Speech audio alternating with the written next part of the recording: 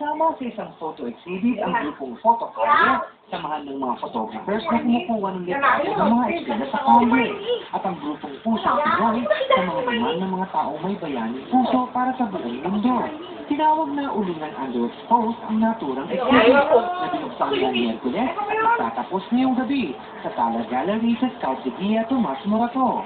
Layong makatulong sa mga batang mahihirap sa Ulingan, Tondo, Maynila ang dahilan na makabulang exhibit na ito. Yung Photo Calle, group to sa Flickr, na ang ginagawa nila talaga to raise social awareness dun sa, para hindi makalimutan ng buong mundo yung mga bata ng Ulingan, Tondo. Ang Pusong Pinoy kasi nandito kami, parang group ito ng 12,500 na heroes buong mundo, globally.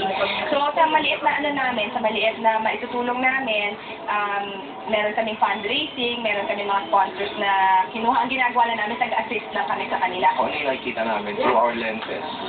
And at the same time, through that, parang ito exhibit na to, kung anong benefit na makukuha namin, like kumakabenta ng photos and mga sponsors na tumulong sa amin para magawa to. Yung mga fans na makukuha, yung mga bata. Samantala,